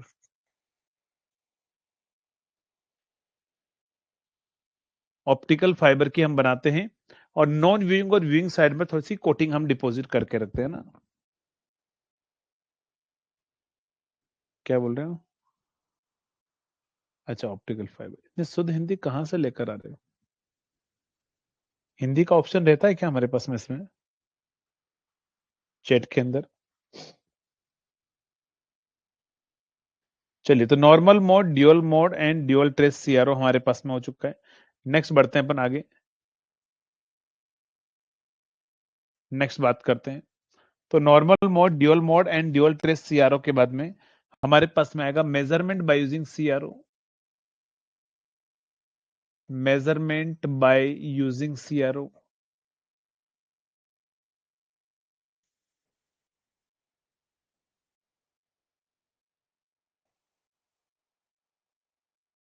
Measurement bye using CRO.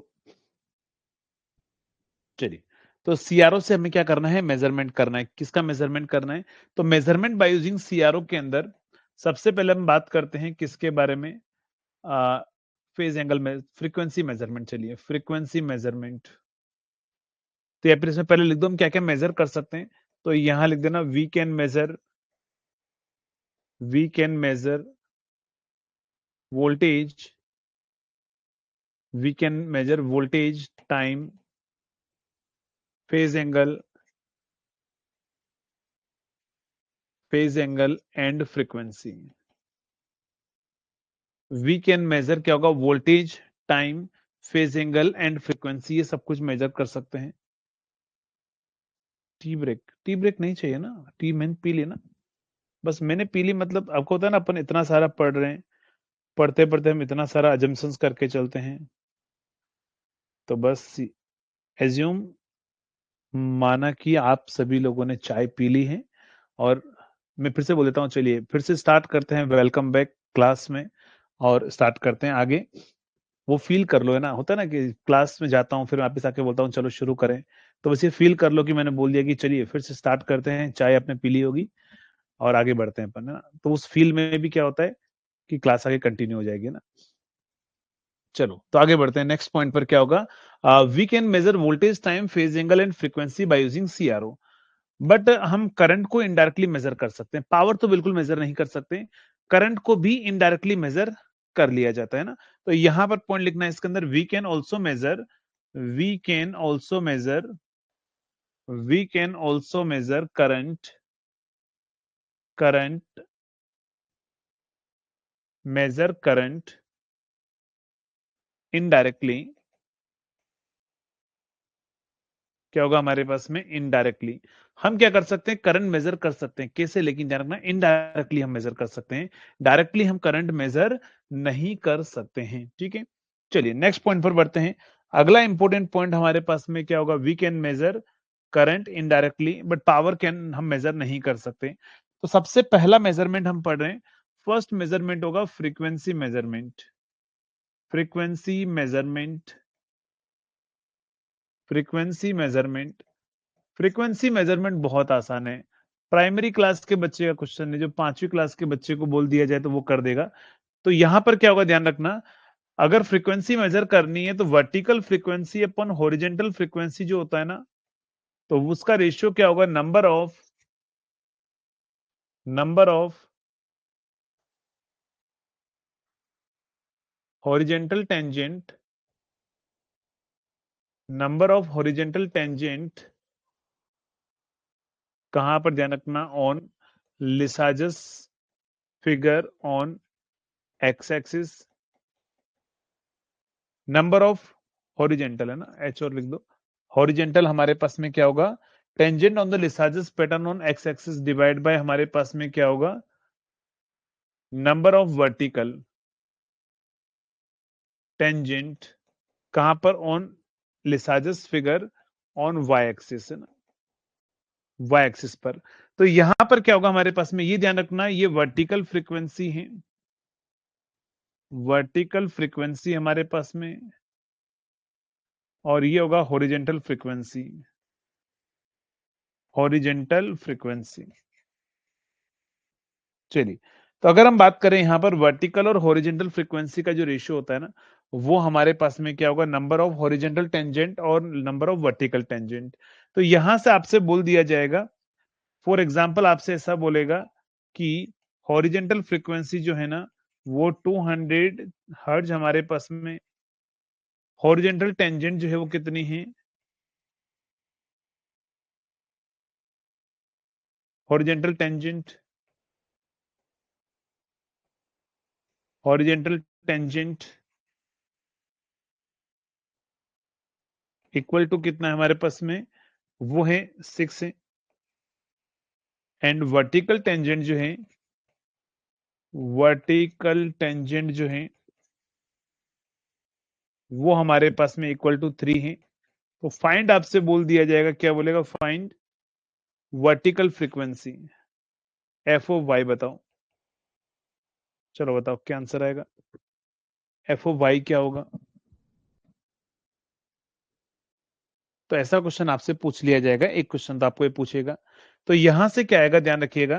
तो F O Y divide by F of Y divide by F of X is equal to horizontal upon vertical tangent कर दीजिए, हॉरिजेंटल 6 है, vertical 3 है, तो 2 आ जाएगा। तो एफ ऑफ वाई की value जो है वो क्या होगी हमारे पास में? 2 into F of x, 2 into F of x. तो यहां पर कितना है हमारे पास में? तो एक्स की फ्रीक्वेंसी कितनी है? 200 हर्ट्ज है ना, तो 400 हमारा आंसर आएगा। क्या आंसर आएगा? 400 हर्ट्ज जो है वो हमारा आंसर रहेगा, करेक्ट। 400 हर्ट्ज जो है वो हमारा आंसर आएगा। चलिए नेक्स्ट पॉइंट पर बढ़ते हैं। नेक्स्ट पॉइंट आपसे बोल दिया जाएगा कि टेंजेंट वाले से आप कर ही लोगे, टेंजेंट से नहीं करना है क्वेश्चन, क्वेश्चन आपको इससे करना है। आपसे बोल दिया जाए कि बताओ इसमें f O Y divide by f of x कितना है, f O Y divide by f of x कितना है। तो आपको क्या करना है? एक हॉरिजेंटल में लाइन खींचनी है जो इस फिगर को मैक्सिमम टाइम कट करे, तो 2 ही बार कट कर सकती है। वर्टिकल में एक लाइन खींचनी है जो मैक्सिमम टाइम इस फिगर को कट कर सके, 2 आ रहा है ना, तो हॉरिजेंटल अपॉन वर्टिकल, ये ध्यान रखिएगा, इक्वल टू 1। यानी कि ये ऊपर जो आता है ना, ये हॉरिजेंटल इंटरसेक्शन होता है, हॉरिजेंटल इंटरसेक्शन होगा,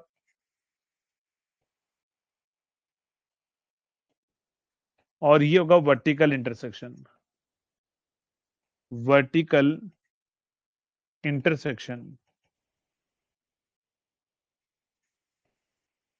वर्टिकल इंटरसेक्शन। ठीक है, नेक्स्ट अगर हम बात करें यहां पर, अब आप वन बाय वन आंसर बताएंगे मुझे। आपसे बोल दिया जाए कि बताओ ये आंसर हमारे पास में शो हो रहा है, ये शो हो रहा है, बताओ आंसर क्या होगा। चलिए नेक्स्ट का आंसर बताओ।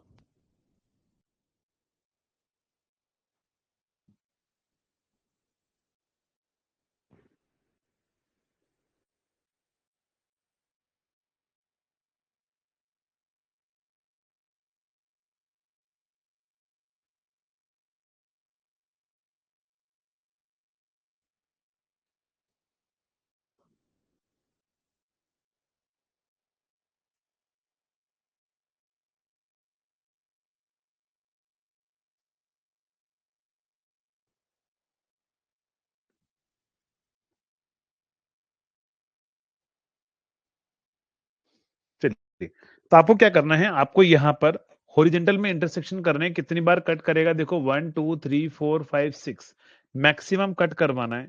तो F O y upon x is equal to, ऊपर हॉरिजेंटल के इंटरसेक्शन होंगे 6, वर्टिकल में कितना होगा, कहीं पर भी खींच लो, दो ही इंटरसेक्शन होगा, तो ये कितना आएगा, 3 आएगा। तो f of y is equal to 3 times of f of x हमारे पास में आंसर रहेगा। कितना आंसर आ रहा है, 3 आएगा हमारे पास में ना। क्या आएगा, 3 टाइम 3 हमारे पास में आएगा। अगर ऐसा नहीं क्वेश्चन पूछेगा तो वो ऐसा पूछ लेगा। चलिए,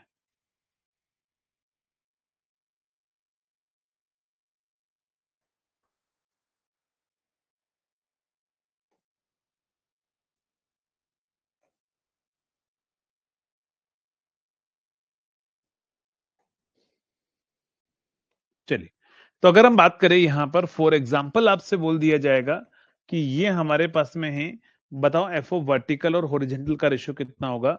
तो यहां पर खींचोगे हॉरिजेंटल,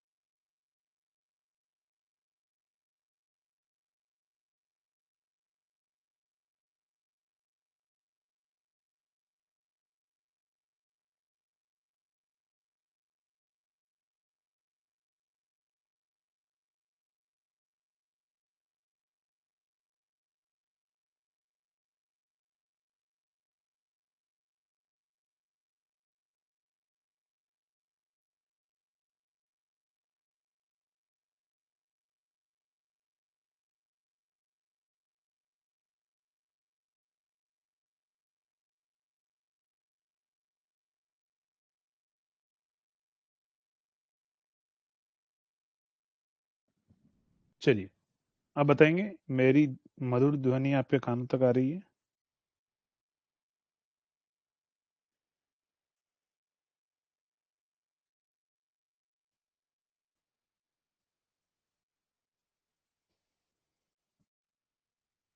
ठीक है, चलिए, तो इसका आंसर बताएंगे। तो यहां पर क्या आएगा, 1 2 3 4 5 6, और वर्टिकल में कितने आएंगे, 1 2 3 4। तो f of Y divide by f of x जो होगा वो 6/4 होगा, यानी कि 3/2 हमारे पास में होगा। क्या होगा? 3/2 हमारे पास में होगा। एकदम करेक्ट आंसर है। अगर वो ऐसा नहीं पूछेगा तो वो ऐसा क्वेश्चन पूछ लेगा। बताओ इसका आंसर क्या होगा? तो देखो यहां पर हॉरिजेंटल में 3 है, वर्टिकल में कितने हैं? 2 ही है। तो f of Y divide by f of x जो होगा वो होगा 3/2। ये हमारे पास में रहेगा। चलिए,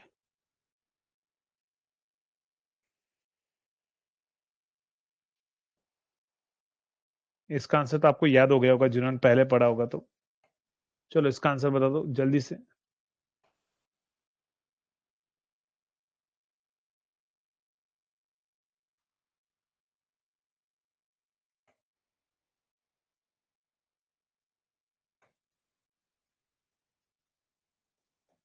चलिए इसका आंसर बताओ। इसका आंसर क्या होगा? तो देखिए यहां से अगर हम बात करें, इधर से आप लाइन ड्रॉ करेंगे 1 2 3 4 5 6 7 8। तो f of Y divide by f of x कितना होगा? 8। वर्टिकल में कहीं पर भी खींच लो 4 टाइम ही कट हो रहा है, तो डिवाइड बाय 4 यानी कि 2। क्या आंसर आएगा? 2 हमारे पास में रहेगा आंसर। बस ऐसे ही क्वेश्चन पूछेगा कि फेजिंग, आपसे पूछेगा फ्रीक्वेंसी मेजरमेंट, तो आप इस तरीके से हॉरिजेंटल और वर्टिकल फ्रीक्वेंसी आप निकाल सकते हैं। कर लोगे? या तो टेंजेंट वाला क्वेश्चन पूछेगा जो मैंने आपको स्टार्टिंग में करवाया कि टेंजेंट से रिलेटेड क्या पूछेगा, नहीं तो आपको फिगर देकर आपसे पूछेगा कि बताओ हमारा आंसर जो है वो क्या होगा। चलिए, तो मेरे अकॉर्डिंग यहां तक की चीज आपको समझ में आ गई होगी। फ्रीक्वेंसी के बाद में आएगा phase angle measurement. Phase angle measurement, phase angle measurement, phase angle measurement. अब देखो फेज एंगल मेजरमेंट में आपको जो तरीका बता रहा हूं ना, उस तरीके से आप देखना, with in fraction of time में आप आंसर बता दोगे। ठीक है? क्योंकि देखो यहां पर एक्स इनपुट सिग्नल जो है ना, एक्स ऑफ टी है, वो ए साइन ओमेगा टी होता है। और यहां पर वाई ऑफ टी जो है ना, वो कितना है? वाई ऑफ टी है वो है ए साइन ओमेगा टी +5। चलिए, तो अगर हम बात करें यहां पर, तो यहां पर क्या, ये भी साइन है और ये भी साइन है। कब? जब ये फाइव जीरो हो जाए। तो फाइव जीरो होगा तो ये भी साइन है और ये भी साइन है, मतलब y और x बराबर है, y equal to x straight line होता है। और वो कहां पर होता है? फर्स्ट क्वाड्रेंट में। तो ऐसे याद रखो कि जीरो पर स्ट्रेट लाइन होता है, जीरो से 90 डिग्री पर इस तरह से हमारे पास में क्या बनता है, ध्यान रखिएगा। जीरो से लेकर 90 तक इस तरह से इलिप्स बनेगा हमारे पास में। 90 पर जाकर क्या बनेगा? सर्कल बनेगा। 90 से 180 के बीच में फिर से इलिप्स बनेगा। और 180 पर जाकर स्ट्रेट लाइन बनेगा। और यहां से याद रखिएगा शक्तिमान, है ना? किस किस का फेवरेट था जल्दी से बताओ। आपने देखा होगा ना शक्तिमान। आपको पता है, वो तो आवाज आपके गानों में अभी भी गूंजती होगी जैसे जैसे शक्तिमान आता है तो। लेकिन उसके लास्ट में आपको पता है दो प्यारी सी चीज आती थी कि छोटी मगर मोटी बात है ना। तो बस शक्तिमान याद रखो तो आप सारे आंसर बता दोगे। किस किस का फेवरेट था, है ना? सभी का फेवरेट था। चलिए, वेरी गुड। तो क्या क्या करना है आपको? आपको याद रखना है जीरो पर स्ट्रेट लाइन, जीरो से 90 पर इलिप्स, 90 पर सर्कल, 90 से 180 पर, मतलब 90 का डिफरेंस लेना है ना। जीरो, फिर जीरो से 90, फिर एग्जैक्टली 90, 90 से 180, फिर एग्जैक्टली 180। बस हो गया हमारे पास में ना, और कुछ नहीं है।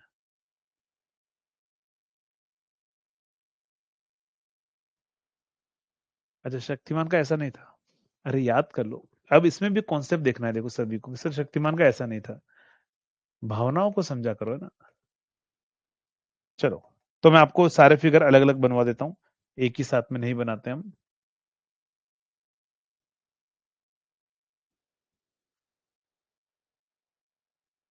जीरो, जीरो से 90,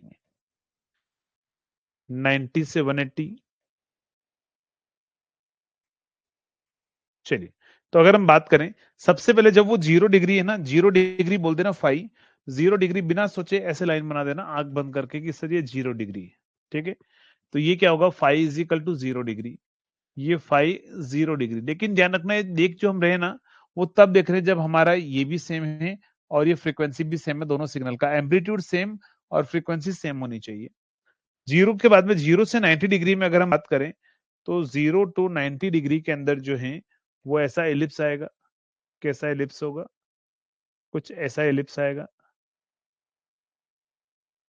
किस में ध्यान रखना? 0 to 90 में ना। तो ये होगा फाई हमारे पास में क्या होगा? 0 से लेकर 90 डिग्री के बीच में हमारे पास में रहेगा। एग्जैक्टली 90 डिग्री पर क्या होगा? हमारे पास में सर्कल बन जाएगा ना। एग्जैक्टली 90 डिग्री पर सर्कल बन जाएगा हमारे पास में। एग्जैक्टली 90 डिग्री पर क्या होगा? सर्कल बन जाएगा। 90 से 180 के बीच में क्या होगा? फिर से 90 से 180 के बीच में क्या होगा? एलिप्स बनेगा। लेकिन ऐसा एलिप्स नहीं बनेगा, ऐसा नहीं बनेगा, वो ऐसा बनेगा। ये होगा 90 से लेकर 180 तक। फाइव जो होगा वो 90 से लेकर 180 तक हमारे पास में होगा। और एग्जैक्टली 180 पर हमारे पास में क्या बन जाएगी? Straight line. एग्जैक्टली 180 पर क्या बन जाएगी? Straight line.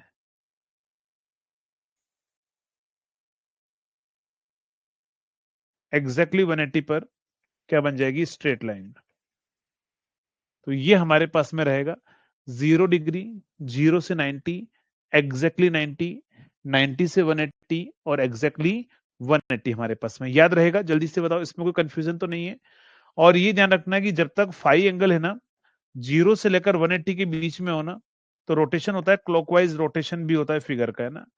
जब ये फिगर शो हो रहे हैं तो क्लॉकवाइज रोटेशन होगा, मतलब इनका तो नहीं होता स्ट्रेट लाइन का, बट हाँ इनका रोटेशन होगा, क्लॉकवाइज रोटेशन होगा। जो भी सर्कल एलिप्स होंगे ना, इन तीनों का क्लॉकवाइज रोटेशन होगा। कहां पर ध्यान रखना? 0 से लेकर 180 तक, है ना। नेक्स्ट अगर हम बात करें यहां पर 180 के बाद में क्या होगा, तो 180 से 360 तक, 180 से 360 तक हमारे पास में क्या होगा? ध्यान रखिएगा, फाई जो है वो मतलब ये जो है वो एंटी क्लॉकवाइज रोटेशन होगा। क्या होगा हमारे पास में? एंटी क्लॉकवाइज रोटेशन हमारे पास में रहेगा।